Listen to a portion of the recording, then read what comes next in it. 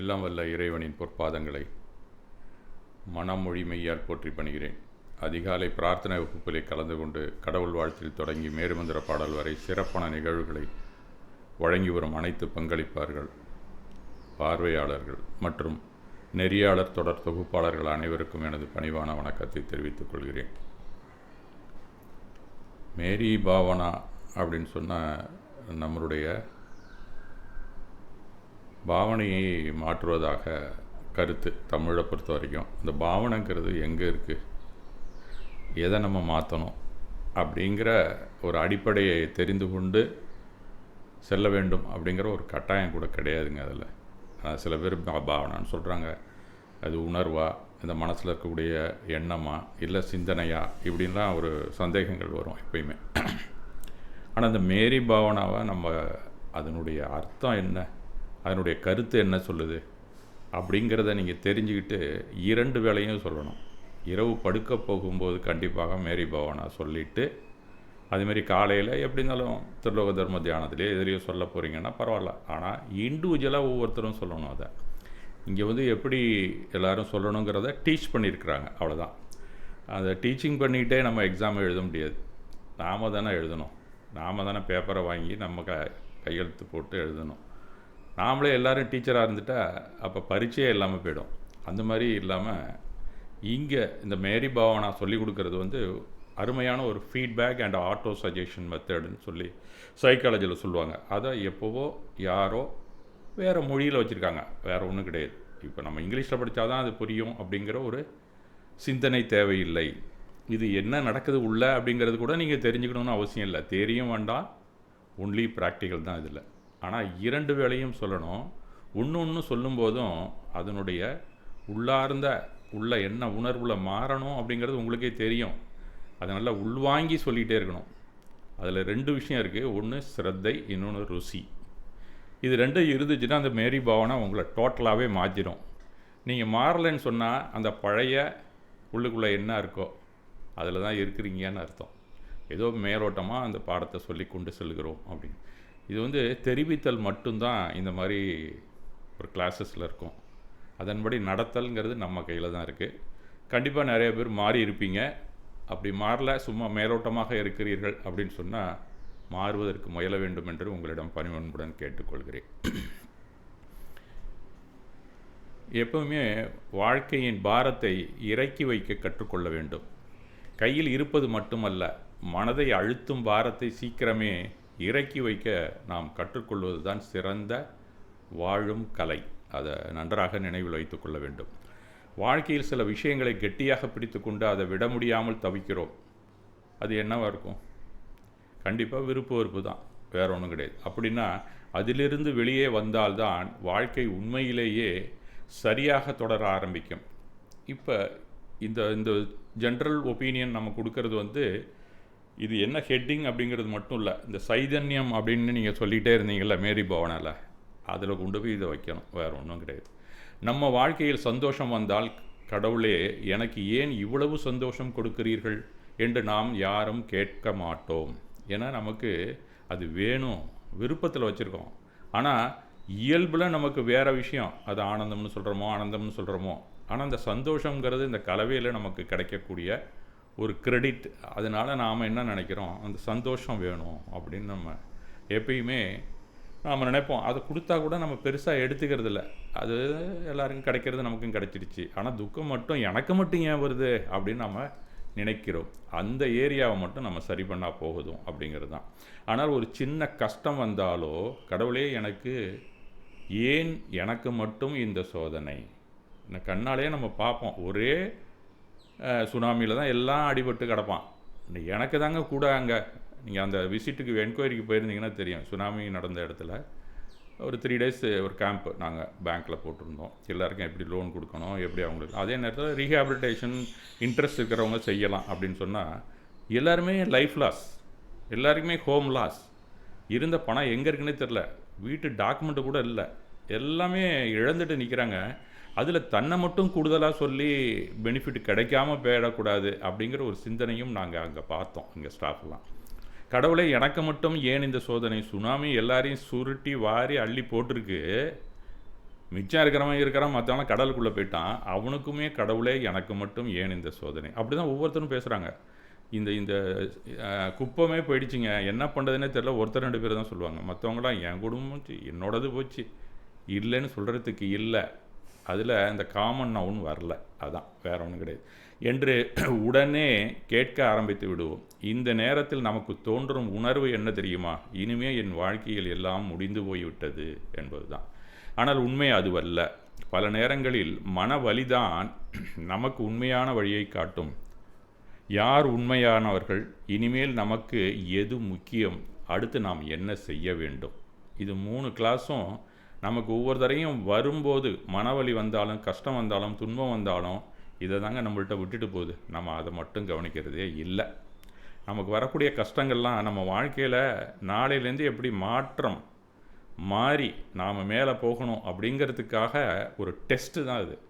பரீட்சையே வைக்கக்கூடாதுங்க, எல்லாரையும் பாஸ் போட்டுடணும் அப்படிங்கிற சிந்தனை இருக்குல்ல, அவங்களாலலாம் இது ரொம்ப கஷ்டம். அவங்களுடைய மனநிலையை மாற்றுவது. ஒரு எக்ஸாம்னு இருக்கணும், அதில் எழுதி நம்ம நல்ல மார்க்கோ கூட பாஸ் ஆகணும் அப்படிங்கிற எண்ணம் இருக்கணும்ல. பரீட்சையெல்லாம் எதுக்குங்க? 3வது வரைக்கும் ஒரு தடவை 8வது வரைக்கும் எடுத்துருங்க, ஒரு வழியாக +2 எடுத்துருங்க, ப்ரொஃபஷனல் கோர்ஸ்லையும் எடுத்துருங்க அப்படிங்கிறது மாதிரி போயிட்டுருக்கு இன்றைக்கு உலகம். அப்படி இருக்கும்போது இந்த 3 கிளாஸு அங்கே எடுபடாது. இந்த எதிர்கால அடிப்படையில் எழும் எல்லா கேள்விகளுக்கும் பதில் சொல்ல வாழ்க்கை நமக்காக அனுப்பிய ஆசான் தான் கஷ்டம் அப்படிங்கிற உண்மையை நாம் தெரிஞ்சு கொள்ளணும். இதை 2 பேர் தான் ரொம்ப கிளாரிட்டியாக நமக்கு எடுத்து கூறியிருக்கிறாங்கன்னா, ஒருத்தர் மகாவீரர், இன்னொருத்தர் புத்தர். இவங்க 2 பேரையும் விடவே முடியாது. லாஸ்ட்டு அந்த கடைசி ஒரு அத்தியாயம் மட்டும்தான் மாற்றி எழுதியிருக்காங்க. பாக்கி எவ்வளதோ ஆயிரக்கணக்கான சாப்டர் ஒரே மாதிரி தான் இருக்கும். 2 பேருக்கு நீங்கள் படிச்சிங்கன்னா உள்ளுக்குள்ளே, ஏன்னா ஒரு பாலி மொழியில் இருக்கும், இது பிராகிருதத்தில் இருக்கும், அவ்வளோதான். மொழி தான் வேறு. நீங்கள் டிரான்ஸ்லேட் ஒழுங்காக பண்ணிங்கன்னா ரெண்டும் யாரா எழுதுனானே தெரியாது, அந்த மாதிரி தான் இருக்கும். கடந்த காலத்தை சுமக்காதீர்கள் அப்படிங்கிற ஒரு மெயின் டாப்பிக்கை வச்சு நீங்கள் இந்த கதை பல தடவை கேட்டிருப்பீங்க, இருந்தாலும் இன்றைக்கி ஒரு தடவை நீங்கள் கேளுங்க அப்படிங்கிறது என்னுடைய ஆவா. 2 துறவிகள். ஆமாம், இந்த கதையில் இருவரும் இதைத்தான் நமக்கு சொல்லிக்கிறார். கடந்த காலத்தை சுமக்காதீர்கள் அப்படிங்கிற ஒரு சின்ன விஷயத்தான 3 வேர்டு தான் அதில் இருக்குது. ஆனால் நம்மளுடைய இத்தனை நாள் என்ன வாழ்ந்திருக்கோமோ, எத்தனை வயசாகுதோ அதுக்கு நாள் வரைக்கும் இதில் தான் இருக்குது, வேறு ஒன்றும் கிடையாது. ஆனால் 3 வார்த்தையில் மொத்த வாழ்க்கையுமே நாம் சுமந்து கொண்டு இருக்கிறோம் அப்படிங்கிற உண்மையை நாம் தெரிந்து கொள்ளலாம். பழைய காயங்களையும் ஏமாற்றங்களையும் கெட்டியாக பிடித்து கொண்டு நம்ம மனதில் சந்தோஷங்களுக்கு உள்ளே வர கொஞ்சமும் அனுமதி தராமல் மூடி விடுகிறோம். அதுதான் மெயின். இந்த துறவிகளை காண்போம்.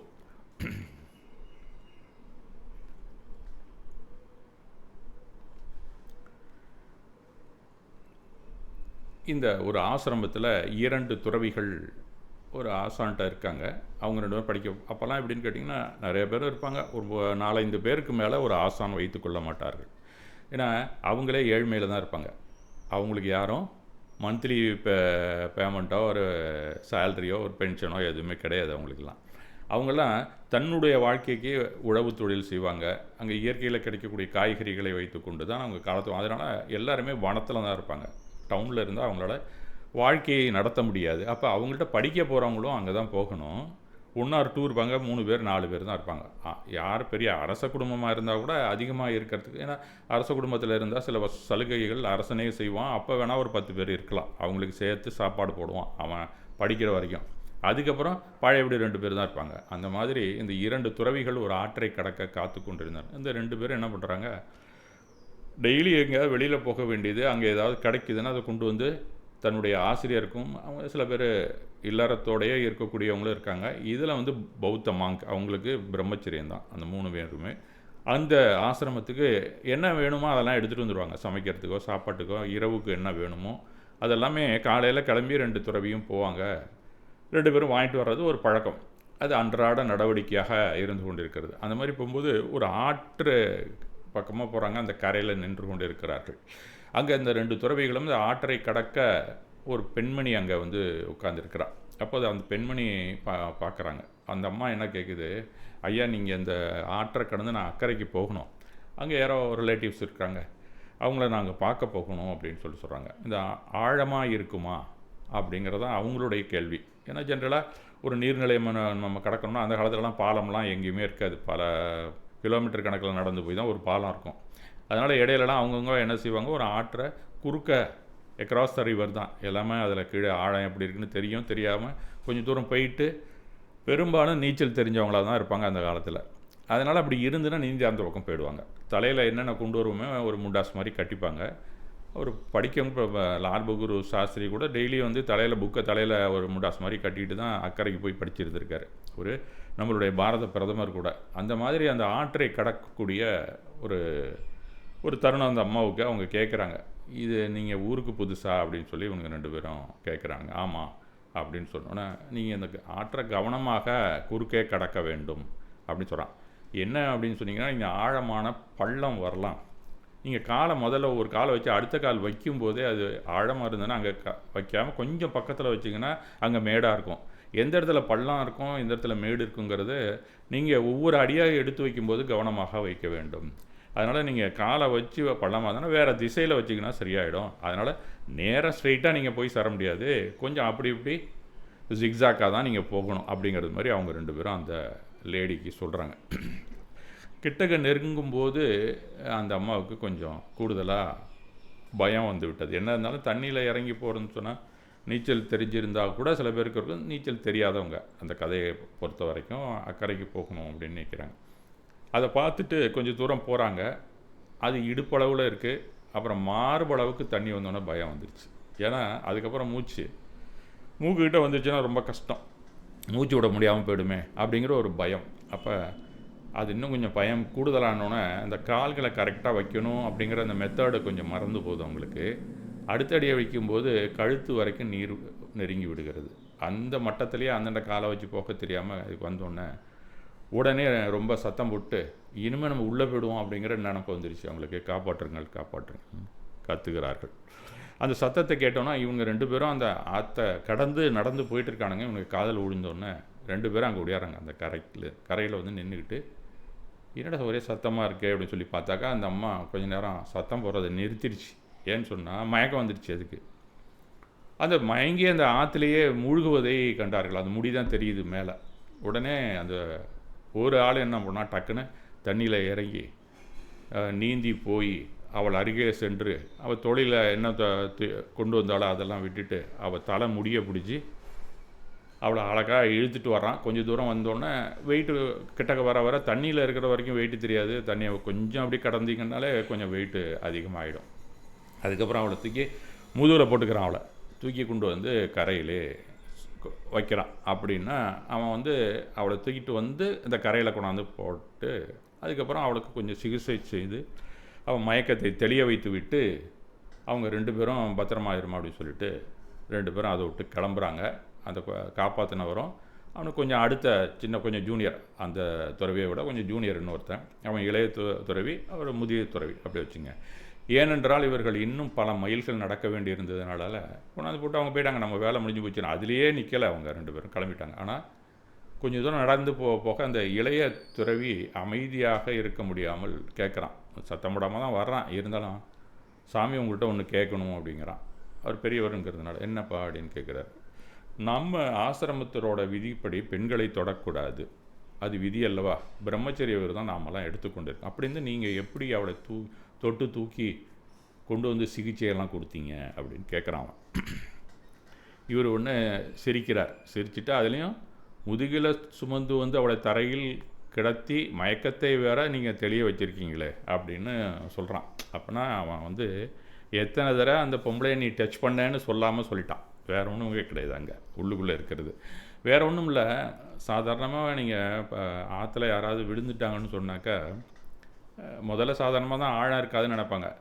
சில இடத்துல வந்து பள்ளம் இருக்கும், சுழல் இருக்கும், அது தெரியாது. வெளியூர்லேருந்து இப்போ டவுன்லேருந்து வர்ற பிள்ளைங்கள்லாம் ஆற்றுக்கு, எங்கள் ஊரில் ஆற்றுக்கு வந்தாங்கன்னு சொன்னால் நாங்கள் ஆற்றுக்கு தான் டெய்லி குளிக்கிறதுக்கு போவோம். தண்ணி வந்துருச்சுன்னா ஆற்றுல தான் குளிச்சுட்டு இருப்போங்க எல்லோரும். அப்போ அந்த மாதிரி இருக்கும்போது தண்ணியில் அந்த பிள்ளைங்க அடிச்சுட்டு போவோம் சமயத்தில்.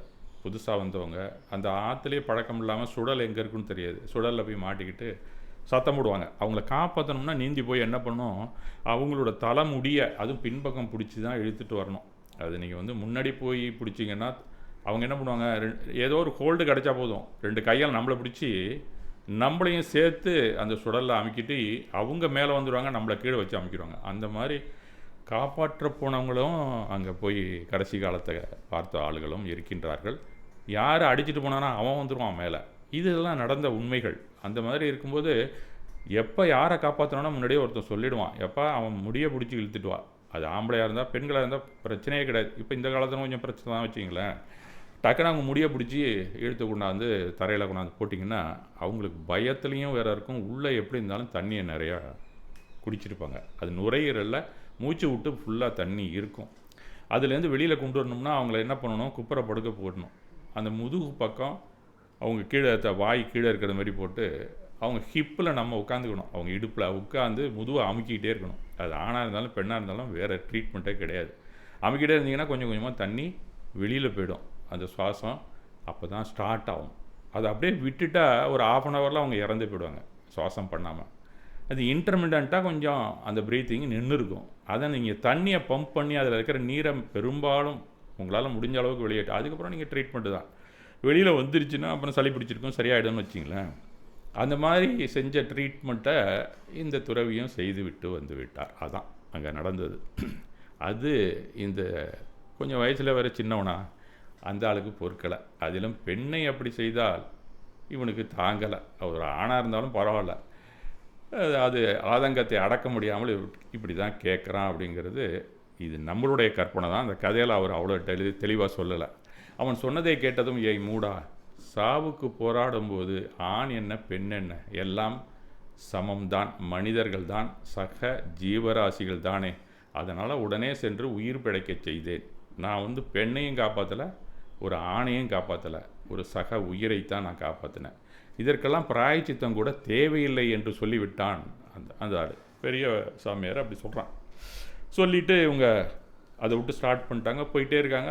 வேணுங்கிறத ஏதோ கொண்டு வரணுமோ, அது என்ன வாங்கணுமோ வாங்கிக்கிட்டு திரும்பி ஆசிரமத்துக்கு வந்துட்டாங்க. மௌனியாவே வந்து சேர்றான் அந்த சின்னவன். ஒன்றுமே பேசலை. எப்பயும் ஏதாவது சந்தேகமாக போகிற வர்ற வழியில் இருக்கக்கூடிய பொருள்களை பற்றி விளக்கங்கள்லாம் கேட்பான். இந்த செடி எப்படி இருக்குது, அந்த செடி இதெல்லாம் கேட்பான். ஒன்றுமே கேட்கல. அவன் சைலண்ட்டாக வந்துட்டான். இரவு படுத்து தூங்குறாங்க. படுத்து தூங்கும்போது அந்த பெட்டில் இருக்கும்போது அதே நினப்பு அவனுக்கு. அது வரைக்கும் ஒன்றுமே பேசலை. படுக்கிறாங்க. அந்த பெண்ணை தூக்கிட்டு வந்ததே அவன் மண்டையில் ஓடிக்கொண்டு இருக்கிறது. தூங்க வந்தபோது, எனக்கு காலையிலேருந்து எதுவுமே பேசாமல் இருக்கிற, என்னாச்சு உனக்கு அப்படின்னு சொல்லி அந்த சீனியர் ஜூனியரை கேட்குறார். அவன் சொல்கிறான், இல்லை நீங்கள் என்ன இருந்தாலும் அந்த பொண்ணை தூக்கிட்டு சிகிச்சையெல்லாம் செஞ்சுருக்கக்கூடாது தானே அப்படின்னு மறுபடியும் கேட்குறான் ஒரு டவுட்டாகவே. அந்த மூத்த துறவி அப்போ சொல்கிறாரு, தம்பி, நான் இன்றைக்கி காலையில் அந்த பொண்ணை ஆற்றுலேருந்து சுமந்து வந்தது என்னவோ உண்மைதான். ஆனால் அப்போதே கரையில் அவளை இறக்கி விட்டு தானே வந்தேன். நீ இன்னும் அவளை சுமந்து கொண்டு இருக்கிறாய்.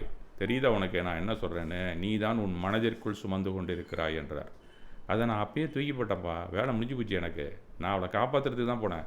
நீ ஏதோ ஒரு காரணத்தில் இன்னும் நீ தான் அவளை தூக்கி சுமக்கிற அப்படின்னு அவர் சொல்லுகிறார். நம்ம வாழ்க்கையிலும் இதுதான் நடந்து கொண்டிருக்கிறது. சில சம்பவங்கள் பல வருடங்களுக்கு முன்பே முடிந்து போயிருக்கும், ஆனால் நாம் இன்னும் அதை மனதுக்குள் சுமந்து கொண்டிருக்கிறோம். இது ஒரு நல்ல அருமையான ஒரு உதாரணத்துக்கு பௌத்த மதத்தில் எழுதப்பட்ட ஒரு கதை தான். உங்களிடம் ஒரு பை இருக்கிறது என்று வைத்துக்கொள்வோம். இதை நம்ம முன்னாடியே ஒரு குருவி மூலமாக இதை நம்ம தெரிந்து கொண்டிருக்கிறோம். யாராவது உங்களை திட்டினாக்கா அந்த பையில் ஒரு கல்லை தூக்கி போடுறோம். எப்போ பார்த்தாலும் நமக்கு பிடிக்காத என்ன விஷயங்கள் வந்தாலும் ஒருத்தரை ஏமாற்றினா போதும், அப்போ ஒரு பெரிய கல்லை தூக்கி போடுவோம் அதில். இப்படி ஒவ்வொரு காயமும் கல்லாகி அந்த மனப்பையிலே சேர்ந்து கொண்டே போனால் அந்த பையை சுமந்து கொண்டு உங்களால் வேகமாக ஓட முடியுமா? கண்டிப்பாக முடியாது. கண்டிப்பாக முடியவே முடியாது. வாழ்க்கையும் அதே மாதிரி தான். மனதில் நிறைய காயங்களையும் கோபங்களையும் ஏமாற்றங்களையும் சுமந்து கொண்டால் நாம் முன்னேற முடியாது. அதனால் இப்போது செய்ய வேண்டியது ஒரே ஒரு விஷயம்தான். சம்பவங்களை மறக்கவும் மன்னிக்கவும் கற்றுக்கொள்ள வேண்டும். மறதி ஒரு மருந்து என்பதை மறதிக்கு பின்தான் உணர முடியும் அப்படின்னு சொல்கிறார். இந்த சின்ன ஒரு முதல்ல சொன்ன பேராகிராஃபில் ஒரு விஷயத்தை நீங்கள் பார்த்துருப்பீங்க. அதை நமக்கு உடனே நாம் ஆகமம் படிக்கிறோம், பல விஷயங்களை தெரிஞ்சுக்கிட்டு இருக்கோம். இது என்ன கம்பேரிசனில் சொல்கிறாங்க? ஒரு பையில் நம்ம கல் எடுத்து போடுறோம், அந்த மாதிரி நீங்கள் உள்ளே போட்டுக்கிட்டே வரீங்க.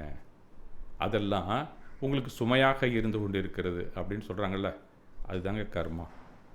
திரவிய கர்மா அப்படி தான். நீங்கள் என்னென்ன சம்ஸ்காரமாக வச்சுருக்கீங்களோ, நாளுக்கு நாள் ஒரு பஞ்சு மாதிரி அடர்த்தியாக இருந்தது இரும்பு மாதிரி அடர்த்தியாக போய் வைரம் மாதிரி அடர்த்தியாகிட்டே இருக்கும். அதுதான் கர்மா. கார்பன்ஸுக்கு அணுக்கள் நெருக்கமாக போகக்கூடிய ஒரு திரளாக மாறக்கூடிய தன்மையிலே உள்ளது அந்த கர்மா அப்படிங்கிறது தான். அந்த பார்ட்டிகிள்ஸ் சேர வெயிட் ஆகிடும். நீங்கள் 2 விதமான காதி வினை இருக்குது, அகாதி வினை இருக்குது. நீங்கள் ஃபஸ்ட்டு அகாதி வினையை வென்றவர்கள் தான் கேவல ஞானத்துக்கு போகிறாங்க. காதி வினை பாக்கி இருக்கும். காதி வினையை வென்றுவிட்டு அகாதி வினைக்காக மொத்த 4 கர்மா தான் பாக்கி இருக்கும். அவங்களெல்லாம் பாருங்கள், கேவல ஞானம் வந்தோடனே மகாவீரர் எப்படி வராரு? தரையிலேயே கால் படாதவருக்கு வெயிட்லெஸ் ஆகிடுவார். தரையிலே கால் படாது, அந்தரத்தில் நடந்து வருவார். தேவர்கள்லாம் அவர் போகிற பாதையிலலாம் ஒவ்வொரு மலராக வைத்து கொண்டே சொல்வார்கள். அவர் ஒன்றும் அதில் கால் கூட வைக்க மாட்டார். தாமரை இலையில் தண்ணி மாதிரி அவர் போயிட்டே தான் இருப்பார். ஆனால் இவனுடைய அவரை போற்றணுங்கிறதுக்காக ஒவ்வொரு தாமரையாக அவர் காலுக்கு வச்சுக்கிட்டே போகிறான். அவர் நடந்து போய் கந்தக்குடியில் உட்காந்து நமக்கு ப்ரீச்சிங் பண்ணுறாரு டெய்லிங்கிறது தான் சமோசரண வர்ணனையில் வரும். அப்படின்னா இந்த கர்ம உடலுக்கு அவ்வளோ வெயிட் இருக்குது நம்ம உடம்புல ஃபிசிக்கலாக. இதை தான் அந்த கதையாக அதில் கொடுத்துருக்குறாங்க. ஆக நாம் கண்டிப்பாக தூக்கி சுமக்கிறோம். அதுதாங்க சென்ட்ரல் குவாலிட்டியாக நமக்கு இருந்துகிட்டு இருக்குது. நீங்கள் எப்போ பறக்கணும்னு நினைக்கிறீங்களோ கர்மத்தை விட்டு வெளியில் வந்தாலே நீங்கள் பறக்க ஆரம்பிச்சிடலாம் அப்படிங்கிற உண்மையும் இந்த கதை நமக்கு எடுத்து கொடுக்கிறது. மறதி ஒரு மாமருந்து என்பதை மறதிக்கு பின் தான் உணர முடியும். நம்ம மறக்கலை அப்படின்னு சொன்னால் யார் கூடவும், ஏன் ஒரு கணவனோ இல்லை மனைவியோ உறவில் கூட மிக மிக முக்கியம். இதுதான், அங்கேயும் விரிசல் தான் வரும். இது அந்த காலத்தில் இருந்தது. இப்போவெல்லாம் ஒரு 2 கல் மணப்பைக்குள் விழுந்து விட்டால் சுமையை பொறுக்க முடியாத வலியற்றவர்களாக இந்த தலைமுறையில் இருக்கிறார்கள். சகிப்புத்தன்மையே இல்லை. கொஞ்சம் லேசாக ஒரு விஷயத்தில் நம்ம நினச்சது மாதிரி இல்லைன்னா டேர்ன் ஆகிடுறோம். நம்ம அதை சுமக்கவே முடியலைங்கிறோம். கடைசியில் என்னமோ 2 கிராம் தான் ஏறி இருக்கும் அந்த நேரத்தில். ஆனால் அது என்னமோ 25 கிலோ தூக்குனது மாதிரி இருக்கும் மனசுக்குள்ளே. இந்த தலைமுறையினர் உள்ளனர் இப்போ அப்படி தான் இருக்காங்க. வாழ்க்கையை ரொம்ப சீக்கிரம் முடிச்சுட்டு வெளியில் வரணும்னு இருக்காங்க. நம்ம வீட்டில் இருக்கக்கூடிய அம்மா அப்பாவை கூட அவங்க பார்க்குறதில்ல.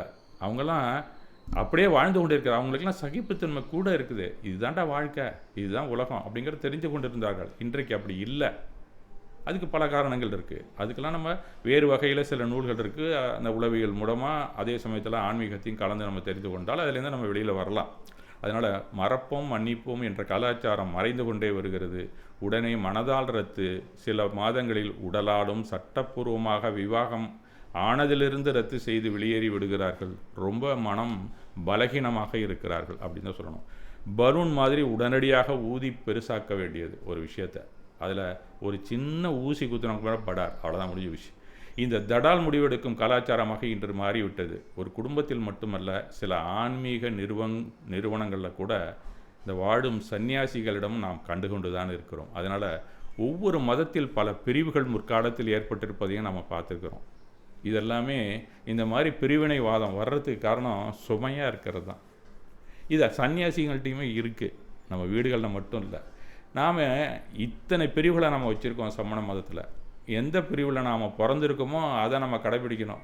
கொஞ்சம் டிவேட் ஆகி அந்தர போனீங்கன்னா நீ வேற ஆளுன்னு நம்ம சமணன் அப்படின்னு சொன்னாலும் ஜெயின் சொன்னாலும் உடனே அவன் விரோதியாக பார்க்க ஆரம்பித்து விடுக்கிறார். நீ ஸ்வேதாம்பரோட தத்துவத்தை பேசுகிறியா? நீ ஜெயினே கிடையாது. இது ஒன்றும் புரியலை. 2 பேருமே மகாவீரரை தான் கும்பிட்றாங்க. என்ன ஒரு பார்ஷியாலிட்டி உள்ளுக்குள்ளே. இதெல்லாமே சுமையாக வச்சிட்ருக்காங்க. அவங்கவுங்க சுவராக வைத்து விடுகிறார்கள் அந்த கல்லை வச்சே கட்டி. இதெல்லாம் என்றைக்கு மாறும் என்று தெரியவில்லை.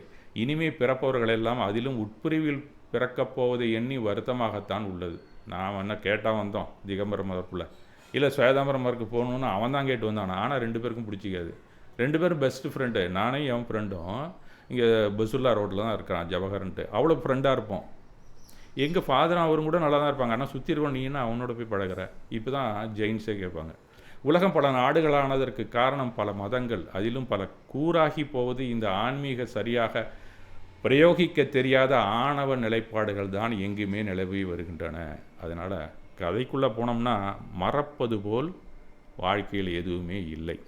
மன்னிப்பது அப்படிங்கிறது அதற்கு அடுத்தபடியாக நம் வாழ்க்கையை நம்மை உயர்த்து கொள்ள நீண்ட ஆயுளோடு இருக்கிறதற்கு பயன்படுகிறது என்பதை நாம் தெரிந்து கொள்ள வேண்டும். மனதில் இருக்கும் பாரங்களை சுமைகளை ஒவ்வொன்றாக கீழே இறக்கி வைக்கும் ஒரு வாய்ப்பு தான் அது. நமக்கு கஷ்டம்னு வந்தால், ஒரு கஷ்டம் வந்தால் நிச்சயமாக அதோடு சேர்ந்து ஒரு வாய்ப்பு வரும். அதை நம்ம கவனிக்கவே மாட்டோம்.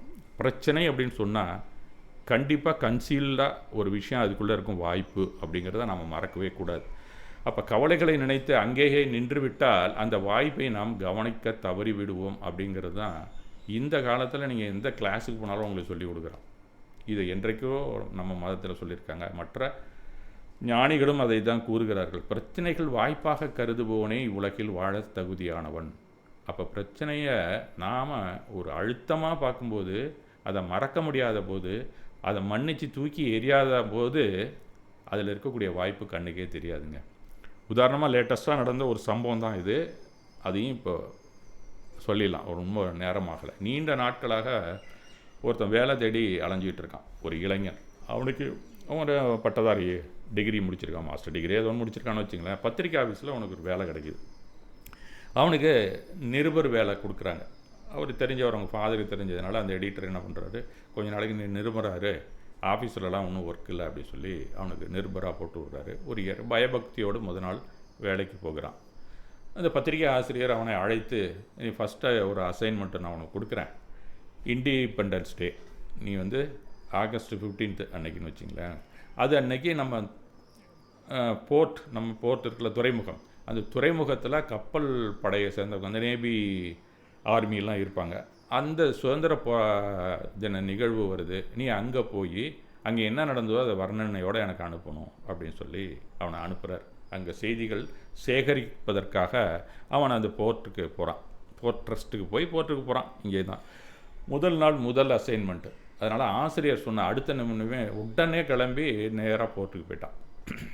அன்று மாலை சுதந்திர தின செய்தி சேகரிக்க அதை கொடியேற்றி சாயங்காலம் ஒரு ஃபங்க்ஷன் நடக்குது. கலெக்டர் வர்றாரு, வேறு சில முக்கியஸ்தர்கள்லாம் வராங்க. அங்கே இருக்கக்கூடிய இந்த ஏரியாவில் இருக்கக்கூடிய அந்த கமாண்டர் யார் இருக்காங்களோ, கமாண்டண்ட்டாக அவர் இருக்கார்.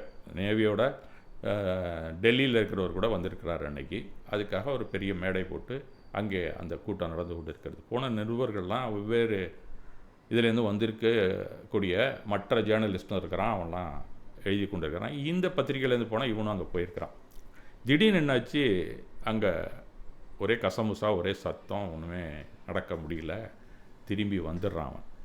அங்கே ஒன்றுமே இவனால் சேகரிக்க முடியல அந்த கப்பலில் அவனால். என்னடா அது, போர்ட்டு போய் கடைசியில் அந்த கப்பலுக்கு போய் இந்த மாதிரி ஆகிப்போச்சு. அந்த கப்பல் அது இதில் தான் நின்று கொண்டு இருக்கிறது, போர்ட்டில் தான். அதுக்குள்ளே தான் அந்த ஃபங்க்ஷன் நடக்குது. இவன் போயிட்டு உடனே அவசர அவசரமாக தப்பிச்சு போனால் போதும் அப்படிங்கிறது மாதிரி வெளியில் ஓடியாந்துடுறான்.